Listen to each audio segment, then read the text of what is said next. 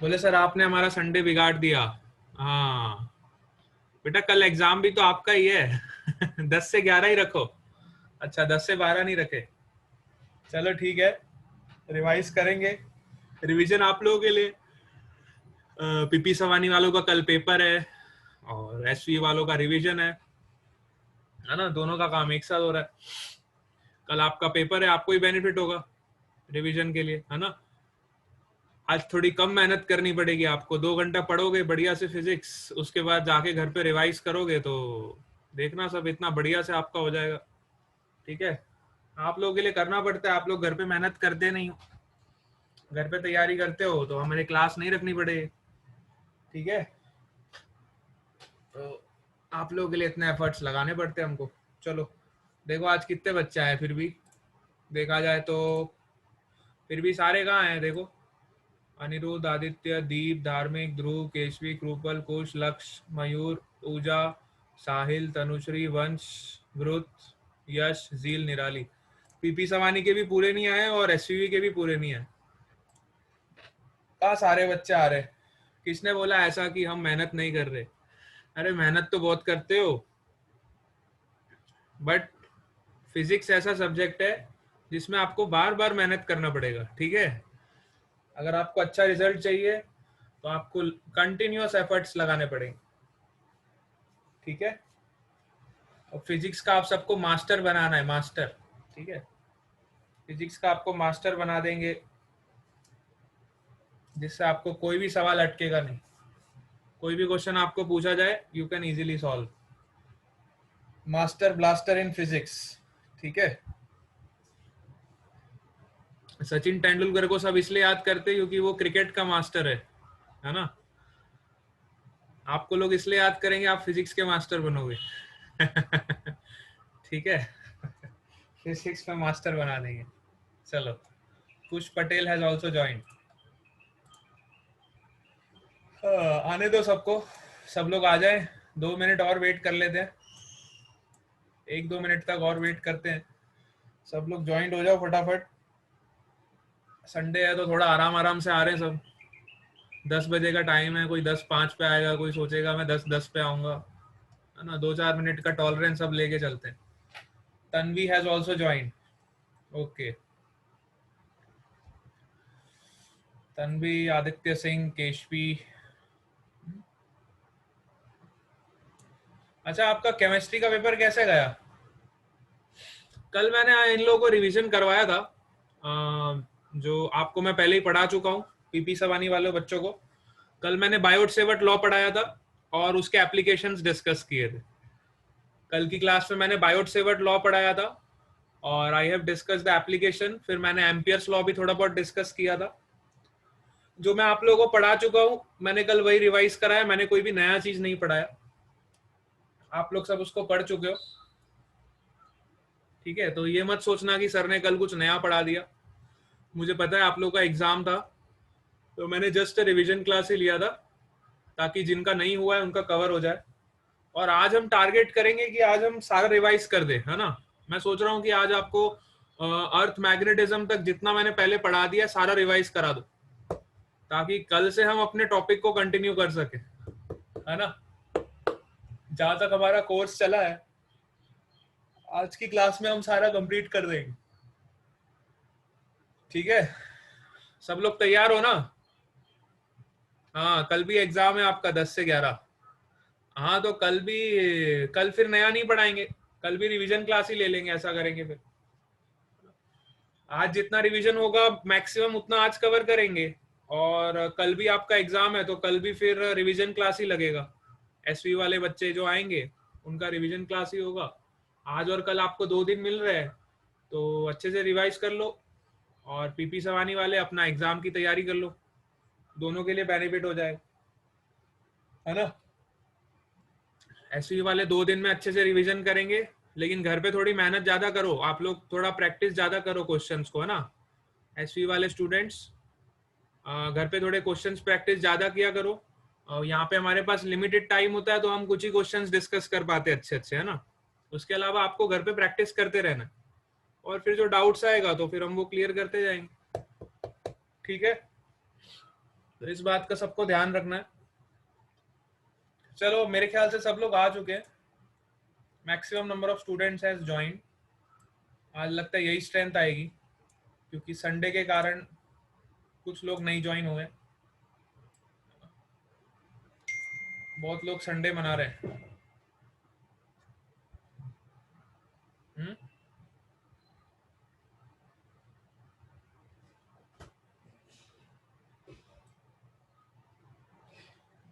चलो class start करते हैं हम लोग। तो कल मैंने आपको डिस्कस कर दिया था बायोट-सेवर्ट लॉ। बायोट-सेवर्ट लॉ में हम मैग्नेटिक फील्ड कैसे निकालते, देखो, mu naught upon 4 pi I D L sine theta upon R square. ठीक है, ये हम इक्वेशन यूज करते थे मैग्नेटिक फील्ड का मैग्नीट्यूड निकालने के लिए, जो बायोट-सेवर्ट लॉ से निकालते थे। ठीक है, डायरेक्शन के लिए हमारे पास राइट हैंड थंब रूल है ही, सबको पता है। राइट हैंड थंब रूल हम यूज करते हैं फॉर द डायरेक्शन। ठीक है, मैग्नीट्यूड आप इससे निकालोगे बायोट-सेवर्ट लॉ लगा के। अगर आपका ये मन नहीं है तो आपके पास एक एम्पियर्स का लॉ है। एम्पियर्स का लॉ देखो क्या है, close integral of B dot D L which is equal to mu naught into I. Ampere's का लॉ भी आप यूज कर सकते हो।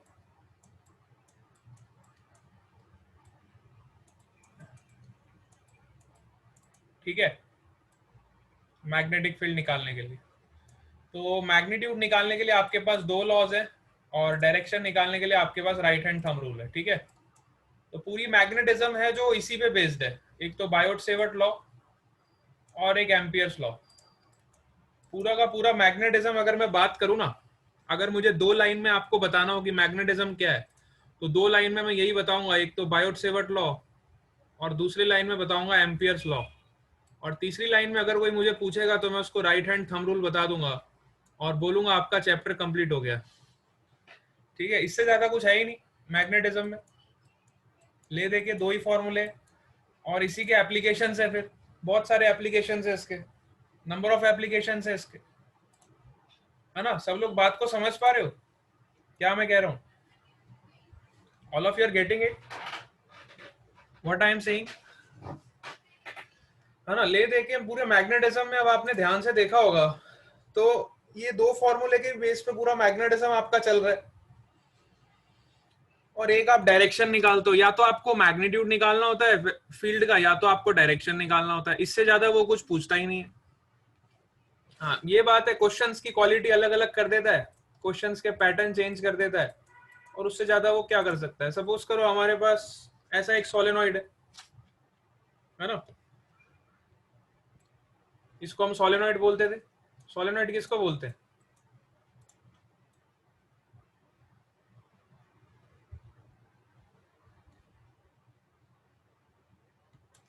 ऐसी कॉइल होती है, और इस कॉइल में सपोज करो आई करंट फ्लो कर रहा है, इस कॉइल को हम क्या बोलते हैं? सोलेनॉइड। ठीक है, इस तरह की कॉइलिंग जब हम करते हैं तो ये हमारा सोलेनॉइड बन गया। अब इसकी वजह से हमें मैग्नेटिक फील्ड निकालना है ना, सोलेनॉइड की वजह से मैग्नेटिक फील्ड निकालना है। तो वापस मैग्नेटिक फील्ड निकालने के लिए हम क्या करेंगे? देखो करंट ऐसे जा रहा है,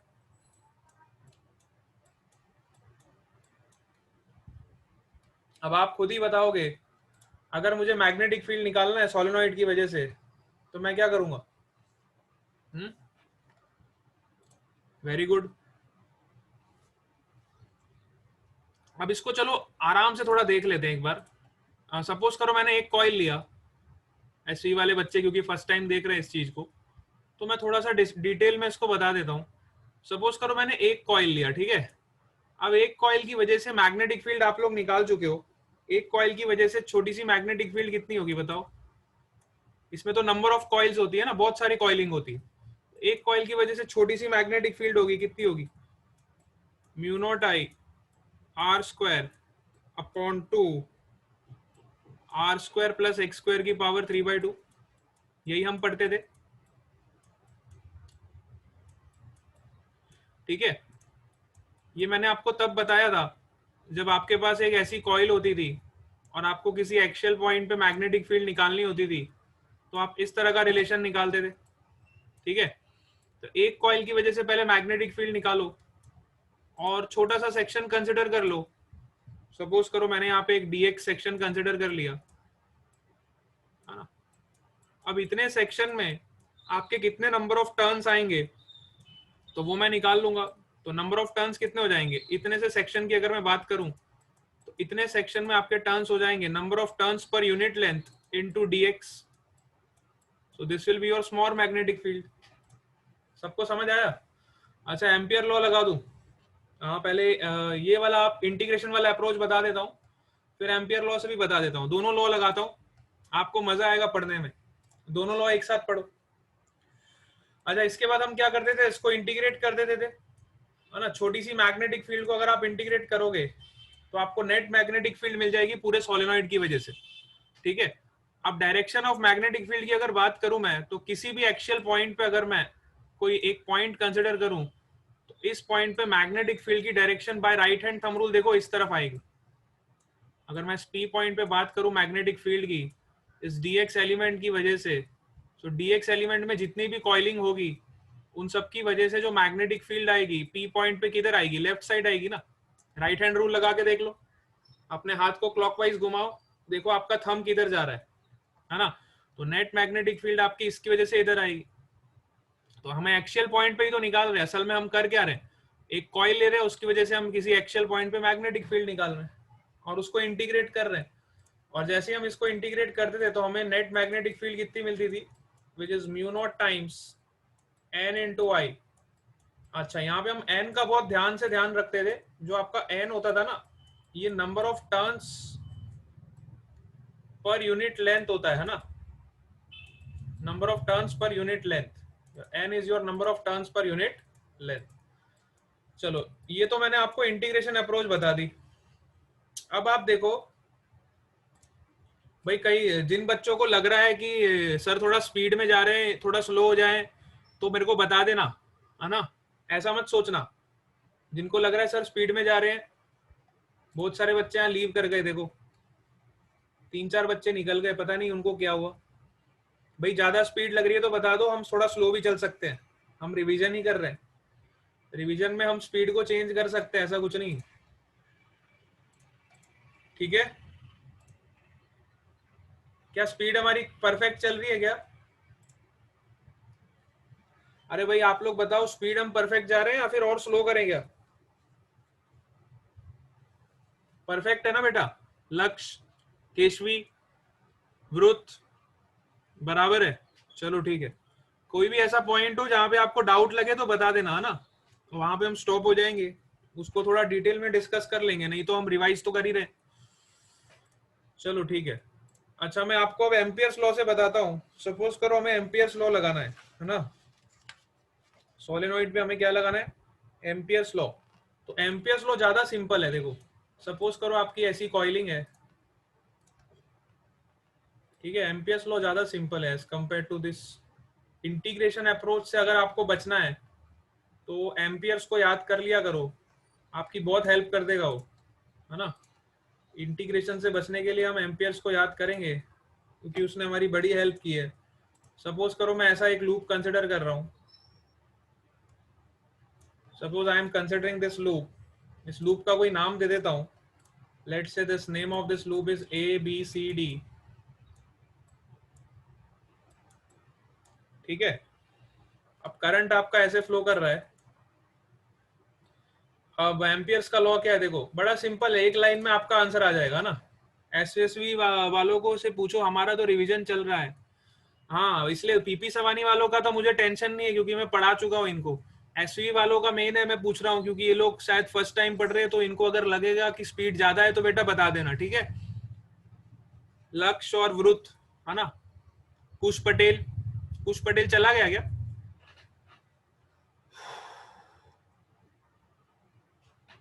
तो सर है, मीटिंग में है। Yes sir. वेरी गुड, चलो। यस, तो देखो इधर ये हमने ऐसा लूप कंसिडर किया, ठीक है। अब हमने क्या किया, अब इस लूप में देखोगे आप, बड़े ध्यान से देखो। तो अब हम लगाएंगे एम्पियर्स का law, which is close integral of B dot D L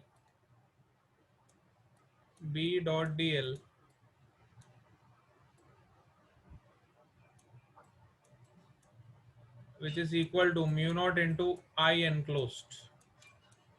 ठीक है, ये हमारा लॉ हो गया। लॉ को पहले लिख दो सबसे पहले। अब देखो, अगर मैं बात करूं तो आपको ये इंटीग्रेशन करना है, पूरी लूप में करना है ना। लूप में आपको इंटीग्रेशन करना है तो आपको पूरी लूप में चलना पड़ेगा, ए से बी, बी से सी, सी से डी और डी से ए। तो मैंने क्या किया, सबको इंडिविजुअली लिख देता हूँ। क्लोज इंटीग्रेशन का मतलब होता है पूरी लूप में आपको इंटीग्रेशन करना है फ्रॉम ए टू बी। यही सेम एक्सप्रेशन आपको फिर से लिखना है, B dot D L from B to C. Logic पकड़ो, इधर लिखना तो यही है, plus from C to D plus from D to A. ठीक है, सेम एक्सप्रेशन आप लिखो। अब इसमें लॉजिक क्या है पकड़ने वाला, देखो कि अगर मैं ए से बी की बात करूं, ए से बी में आप देखो यहाँ पे कोई मैग्नेटिक फील्ड है ही नहीं, इस रीजन में कोई मैग्नेटिक फील्ड नहीं है, ए से बी रीजन में कोई मैग्नेटिक फील्ड नहीं है, तो आपका ये वाला एक्सप्रेशन हो जाएगा जीरो, क्योंकि मैग्नेटिक फील्ड जीरो है। अगर मैं बी से सी की बात करूं तो बी से सी में देखो मैग्नेटिक फील्ड का डायरेक्शन आपका इधर है, this is the direction of magnetic field and your DL vector is perpendicular. ठीक है, हाँ, आपका जो डीएल लेंथ है वो 90 डिग्री बना रहा है। देखो मैग्नेटिक फील्ड के साथ ये डीएल लेंथ 90 डिग्री बना रहा है, तो और डॉट प्रोडक्ट हमेशा जीरो हो जाता है, तो बी से सी का मैग्नेटिक फील्ड भी क्या हो जाएगा, जीरो। अच्छा, अब अगर मैं डी से ए की बात करूं तो देखो डी से ए में भी आपका जो लेंथ वेक्टर है वो मैग्नेटिक फील्ड के साथ 90 डिग्री बना रहा है, तो again dot product is zero. तो ले देके बचेगा कौन सा, सी से डी वाला पोर्शन, है ना। तो सी से डी वाले पोर्शन के लिए आप इंटीग्रेट कर लोगे तो आपको मैग्नेटिक फील्ड कितना मिलेगा, देखो mu naught into I integration of B dot D L from C to D which is equal to mu naught into I. ठीक है, अब देखो आपका मैग्नेटिक फील्ड जो है वो यूनिफॉर्म है ना, पूरे सोलेनोइड में। खुशबू हैज आल्सो ज्वाइंट, ओके। पूरे सोलेनोइड में जो आपका मैग्नेटिक फील्ड है वो कांस्टेंट है ना। अगर मैग्नेटिक फील्ड कांस्टेंट है तो उसको बाहर निकाल दोगे और इंटीग्रेशन ऑफ डीएल करोगे, और सपोज करो n नंबर ऑफ टर्न्स है इसमें, n से मल्टीप्लाई कर दोगे, you will get b into integration of dl which is equal to mu naught I into n। ठीक है, dl का इंटीग्रेशन करोगे तो आपको मिल जाएगा 2 पाई r। अच्छा सॉरी, अभी n से मल्टीप्लाई नहीं करोगे, यहाँ पे क्या होगा देखो, अभी n से मल्टीप्लाई नहीं करोगे। ठीक है, ये जो इंटीग्रेशन मैं कर रहा हूँ ये एक लूप के लिए कर रहा हूँ ना, dl आपका एक लूप का है, तो एक लूप के लिए इंटीग्रेशन कितना हो जाएगा आपका 2 पाई r। ठीक है, b इंटू 2 पाई r लिख सकते हो, वैसे कोई दिक्कत नहीं है, क्योंकि टोटल आपकी करंट जो हो जाएगी I इंटू एन के बराबर ही होगी, इसमें कोई दिक्कत है नहीं वैसे। पर जनरली बुक्स में ऐसा लिखते नहीं है, बुक्स में खाली आपको ये वाला स्टेप लिख के वो लोग छोड़ देते। जनरली बुक्स में आपने देखा होगा तो म्यू नॉट एन आई लिख के वो लोग छोड़ देते। इसके बाद आप खुद समझदार हो तो आप समझ जाते हो कि मैग्नेटिक फील्ड क्या हो जाएगी, which is equal to mu naught times small n into I, small n into I, इस तरह से हम निकाल लेते है ना। तो over small n is equal to total number of turns per unit length, है ना। Small n is equal to capital N upon L, और एल इस केस में 2 पाई आर है, तो आप 2 पाई आर से उसको डिवाइड कर दो। ठीक है, सोलेनोइड की बात यहाँ पे खत्म। अच्छा, सेम प्रिंसिपल हम टोरॉइड में भी यूज करते हैं। आपने देखा होगा टोरॉइड में क्या करते हैं हम लोग, टोरॉइड में ऐसी विंडिंग होती है, खाली आप कॉइल को इस तरह से टर्न करके रख देते हो, एक्सप्रेशन आपको बिल्कुल सेम मिलता है टोरॉइड में। ऐसी आपकी लूप होती है, इस तरह से आपका टोरॉइड होता है। ठीक है, अभी यहां से करंट आपकी एंटर हो जाती है और यहां से करंट आपकी लीव हो जाती है। ठीक है, तो वापस आप वही फंडा लगाओगे, integration of B dot D L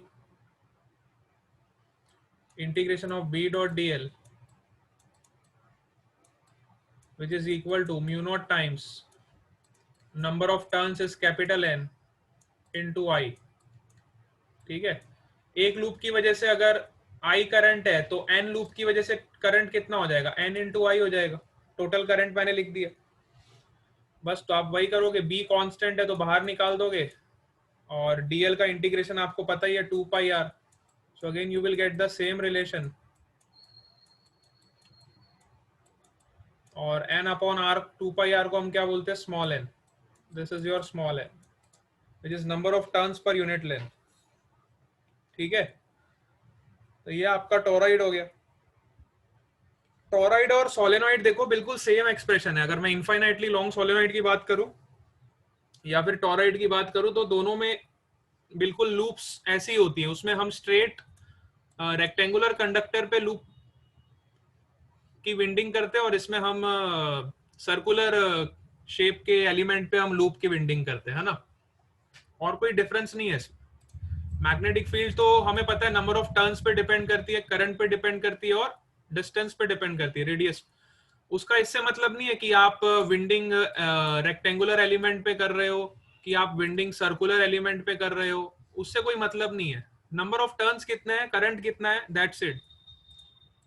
ठीक है, मैग्नेटिक फील्ड इन्हीं फैक्टर्स पे डिपेंड करती है, तो उसको शेप से कोई मतलब नहीं है, चाहे आप रेक्टेंगल पे करो कि उसमें करो, है ना। एंडलेस सोलेनॉइड एंड टोरॉइड दोनों में मैग्नेटिक फील्ड क्या होता है, हाँ, इनसाइड और आउटसाइड क्या होता है, आउटसाइड भी जीरो होता है।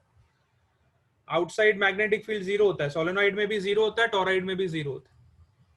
इनसाइड तो होता ही है ना बेटा, अगर ये सोलेनॉइड है तो आप इसके इनसाइड तो मैग्नेटिक फील्ड होगा ना इस डायरेक्शन में। आउटसाइड कोई मैग्नेटिक फील्ड नहीं, इनसाइड मैग्नेटिक फील्ड होता है। ठीक है, चलो ये वाला पॉइंट मैंने डिस्कस करना था आपसे तो वो कर दिया। अच्छा, इसके अलावा एक बढ़िया सा क्वेश्चन सॉल्व कर लेते हैं ताकि आपको क्लियर हो जाए कंसेप्ट। टोरॉइड और सोलेनॉइड वाला तो आपको क्लियर हो गया होगा। सपोज करो हमारे पास ऐसी एक स्ट्रिप है, बहुत पतली सी एक स्ट्रिप है हमारे पास। अब बड़े ध्यान से देखना आप लोग, है ना। अभी टोरॉइड वाला कंसेप्ट तो हो गया, नए कंसेप्ट पे जा रहे हैं। सपोज करो हमारे पास ऐसी एक स्ट्रिप है और इसकी थिकनेस आपको दी हुई है बी। ठीक है, और हमें इससे आर डिस्टेंस पे मैग्नेटिक फील्ड फाइंड करना है। Let suppose this point is P and we need to find the magnetic field at this point P। ठीक है, which is located at a distance r from the strip।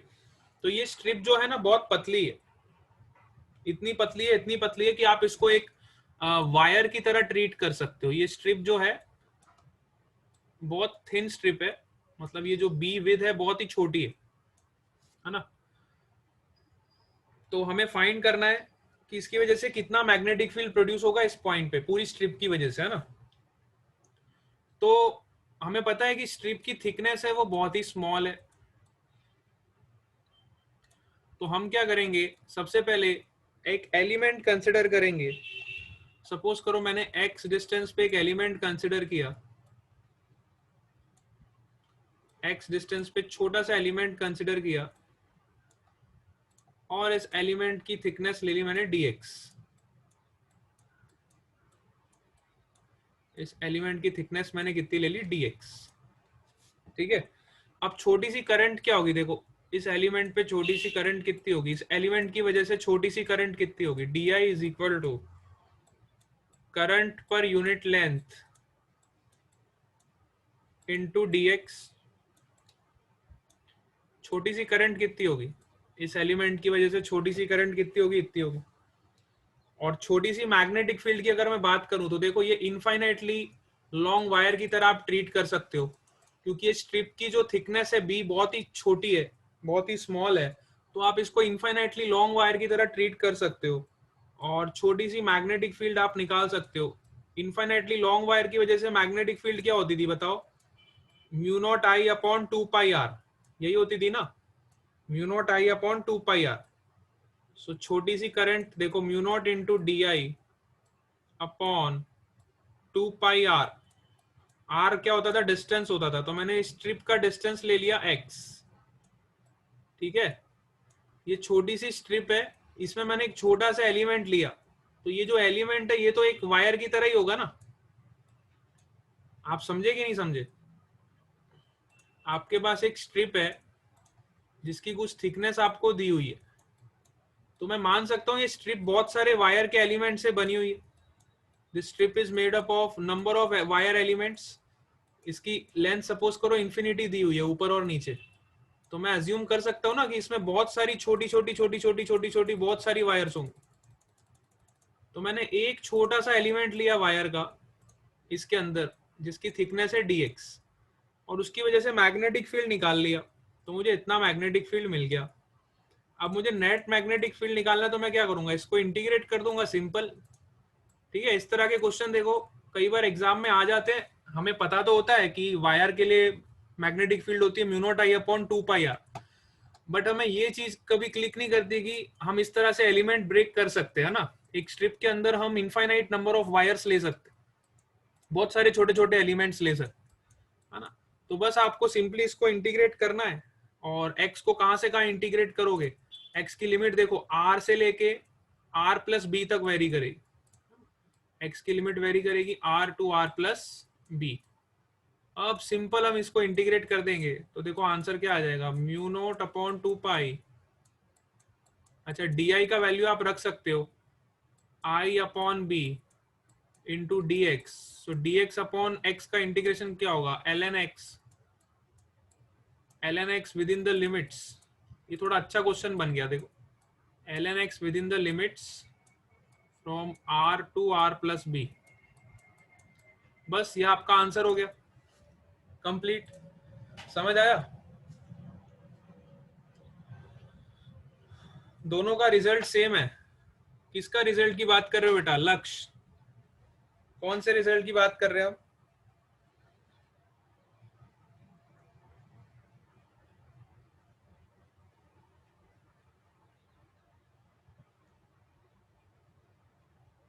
Solenoid और toroid, हाँ, infinitely long solenoid और infinitely अपना toroid जो है, दोनों का रिजल्ट बिल्कुल सेम आता है। दोनों की वजह से मैग्नेटिक फील्ड का रिलेशन बिल्कुल सेम आता है, that is mu naught n I. चाहे आपका इनफाइनाइटली लॉन्ग सोलेनॉइड हो, चाहे आपका टोरॉइड हो, दोनों की वजह से रिजल्ट कितना आता है? म्यू नॉट एन आई।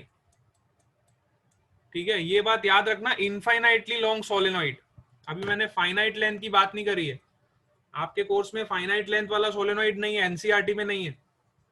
ठीक है, आप चाहो तो फाइनाइट लेंथ ऑफ सोलेनॉइड का भी मैग्नेटिक फील्ड निकाल सकते हो, but that is not in your NCERT. आपकी एनसीईआरटी में इनफाइनाइटली लॉन्ग सोलेनॉइड ही दिया है, और इनफाइनाइटली लॉन्ग सोलेनॉइड के क्वेश्चंस आते हैं ज्यादातर।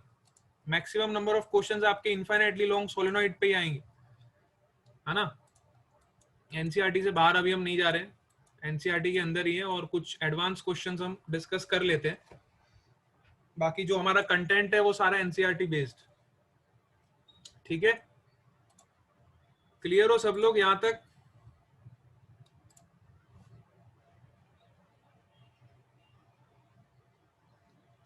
Very good. yes sir. ये आपका हो गया मैग्नेटिक फील्ड। अच्छा, अब आज हम मेजरली बात करेंगे फोर्स के बारे में, है ना। अच्छा, मैंने आपको टॉर्क वाले कंसेप्ट बता दिए थे ना गैल्वेनोमीटर के। टॉर्क वाले कंसेप्ट मैंने आपको बता दिए थे सबको। टॉर्क सबको निकालना आ गया था ना?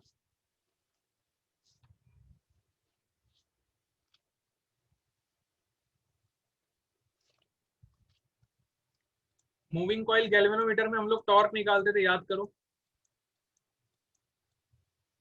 एम क्रॉस बी हमें टॉर्क की वैल्यू मिलती थी, है ना। जब भी किसी कॉइल को आप, करंट कैरिंग कॉइल को मैग्नेटिक फील्ड में रखते थे, तो हमें टॉर्क का वैल्यू सबको निकालना आता है ना। चलो आज टॉर्क से रिलेटेड कुछ और बात कर लूंगा। तो मैंने आपको उस दिन बताया था कि मूविंग कॉइल गैल्वेनोमीटर में हम यही वाला प्रिंसिपल यूज करेंगे, है ना। तो टॉर्क का वैल्यू क्या हो जाएगा, देखो यहाँ से m को मैं लिख सकता हूँ current into area vector a cross b, इस तरह से हम लिखते हैं।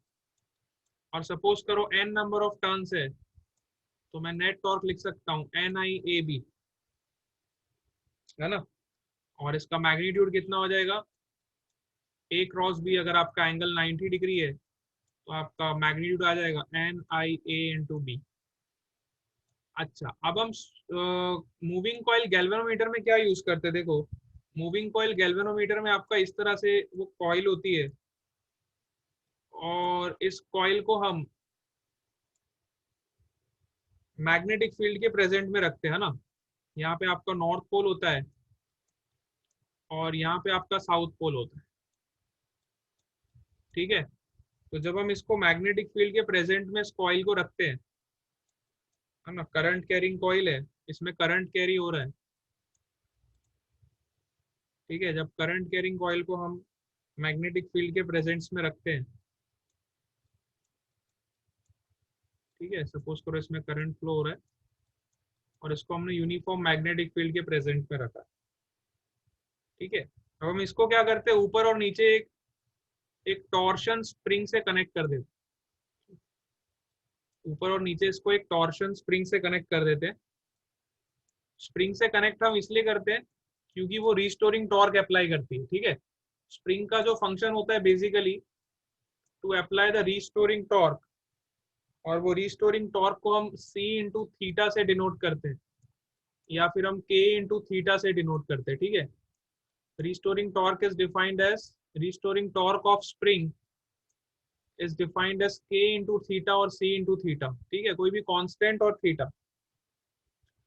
तो हम क्या करते हैं, रिस्टोरिंग टॉर्क को अप्लाइड टॉर्क से बैलेंस कर लेते हैं। तो आपका जो नेट टॉर्क है अगर बैलेंस हो रहा है, तो हम लोग क्या करते हैं, रिस्टोरिंग टॉर्क को अप्लाइड टॉर्क से बैलेंस कर लेते हैं, which is equal to k times theta.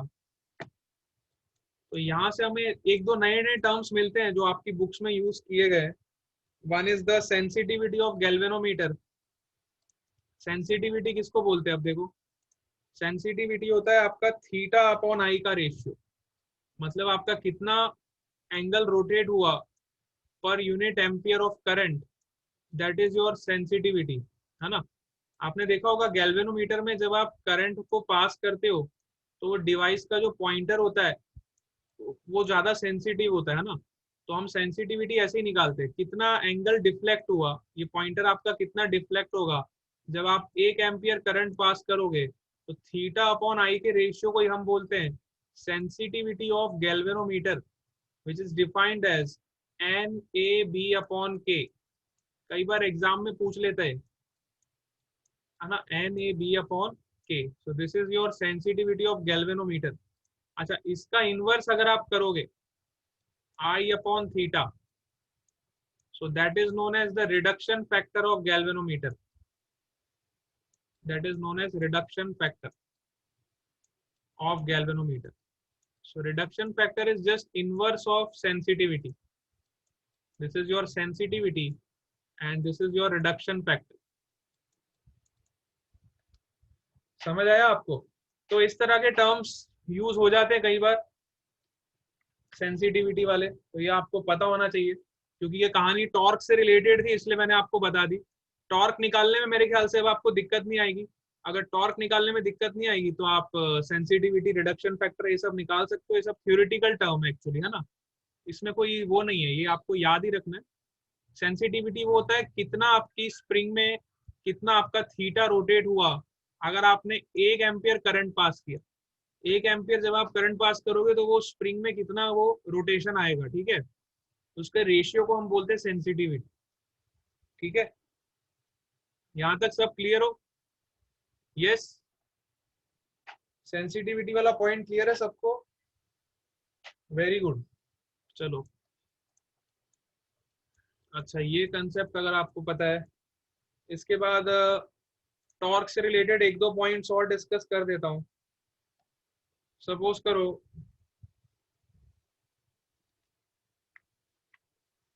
आपने कोई बार मैग्नेट को पुट किया यूनिफॉर्म मैग्नेटिक फील्ड में, है ना।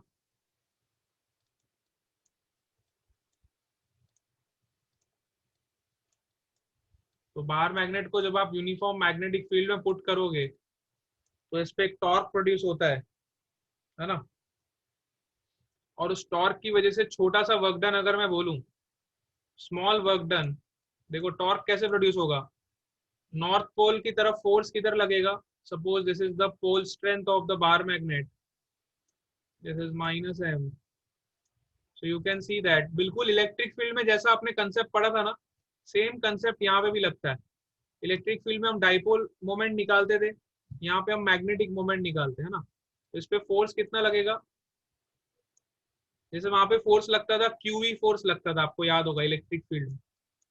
इलेक्ट्रिक फील्ड में जब आप दो चार्ज प्लेस करते थे, माइनस क्यू और plus Q, which is your dipole, if placed in your electric field, तो वहां पे फोर्स जो लगता था कितना लगता था, Q charge times electric field. यहाँ पे फोर्स कितना लगेगा, pole strength times magnetic field. Similarly इधर भी फोर्स लगेगा, pole strength time magnetic field. अब ये फोर्स क्या करेगा, इसको रोटेट करने की कोशिश करेगा, इसको रोटेट करने की कोशिश करे, है ना। रोटेट करने की कोशिश करेगा तो टॉर्क लगेगा, और टॉर्क का वैल्यू हम ऑलरेडी निकाल चुके हैं, है ना। टॉर्क का वैल्यू क्या होगा, फोर्स इंटू परपेंडिकुलर डिस्टेंस, है ना। तो ये डिस्टेंस सपोज करो आपका ए है, सेंटर से इस पॉइंट का डिस्टेंस ए है, सेंटर से नीचे वाले पॉइंट का डिस्टेंस ए है, तो ये आपका ए साइन थीटा हो जाएगा, ठीक है। तो यहाँ से आप टॉर्क की वैल्यू निकालोगे तो आपको बिल्कुल सेम रिजल्ट मिलेगा, which is M B sine theta, capital M B sine theta, और you can write M cross B. जैसा रिजल्ट हमें लूप में मिलता था वैसा ही रिजल्ट हमें बार मैग्नेट में भी मिलता है, ठीक है। जैसा रिजल्ट हम लूप में निकालते थे, करंट कैरिंग लूप को जब हम मैग्नेटिक फील्ड में रखते थे तो उस पर भी ऐसा ही टॉर्क प्रोड्यूस होता था, वही टॉर्क यहाँ पे भी वही टॉर्क प्रोड्यूस हो रहा है। दोनों जगह आपको देखो बिल्कुल सेम रिजल्ट्स मिल रहे हैं, है ना। बस यहाँ पे आपने बार मैग्नेट रखा है, वहां पे आपने एक कॉइल रखी थी जिसको आपने मैग्नेटिक फील्ड में प्लेस किया था। समझ आया, ठीक है। अच्छा, अब इसके बाद वो पूछ लेता है पोटेंशियल एनर्जी निकाल लो। तो पोटेंशियल एनर्जी हमें निकालनी आती है। पोटेंशियल एनर्जी क्या होता है, integration of D W which is equal to integration of tau into D theta. तो टॉर्क की वैल्यू हमें पता है एम बी साइन थीटा, और इसको इंटीग्रेट कर लोगे सिंपल, एम बी कॉन्स्टेंट है, साइन थीटा का इंटीग्रेशन क्या हो जाएगा, माइनस कॉस थीटा। तो ये आपकी पोटेंशियल एनर्जी आ गई। Potential energy is equal to minus M B cos theta, और you can also write minus M dot B.